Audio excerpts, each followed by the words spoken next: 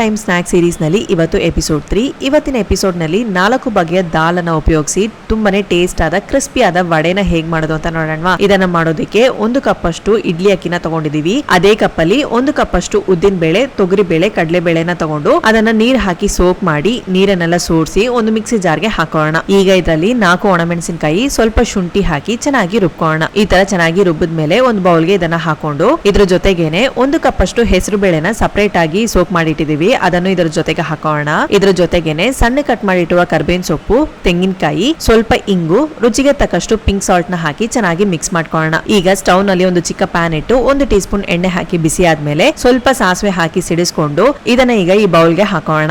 ಈಗ ಇದರಲ್ಲಿ ಅರ್ಧ ಸ್ಪೂನ್ ಅಷ್ಟು ಮೊಸರು ಇದನ್ನು ಸಹ ಹಾಕಿ ಚೆನ್ನಾಗಿ ಮಿಕ್ಸ್ ಮಾಡ್ಕೊಳ್ಳೋಣ. ಈ ತರ ಚೆನ್ನಾಗಿ ಮಿಕ್ಸ್ ಮಾಡಿದ್ಮೇಲೆ ಚಿಕ್ಕ ಚಿಕ್ಕ ಉಂಡೆಗಳಾಗಿ ಮಾಡಿ ವಡೆ ತರ ತಟ್ಟಿ ಬಿಸಿಯಾದ ಎಣ್ಣೆಗೆ ಹಾಕಿ ಚೆನ್ನಾಗಿ ಫ್ರೈ ಮಾಡ್ಕೊಳ್ಳೋಣ. ಒಂದ್ ಕಡೆ ಚೆನ್ನಾಗಿ ಕ್ರಿಸ್ಪಿಯಾಗಿ ಬೆಂದ್ಮೇಲೆ ತಿರುಗಿಸಿ ಹಾಕಿ 2 ಕಡೆ ಚೆನ್ನಾಗಿ ಬೆಂದ್ಮೇಲೆ ತೆಗೆದ್ರೆ ತುಂಬಾನೇ ಟೇಸ್ಟ್ ಆದ ವಡೆ ತಯಾರು. ಖಂಡಿತ ಟ್ರೈ ಮಾಡಿ ನೋಡಿ, ಹೇಗಿತ್ತು ಅಂತ ಕಮೆಂಟ್ ಬಾಕ್ಸ್ ನಲ್ಲಿ ಕಮೆಂಟ್ ಮಾಡಿ.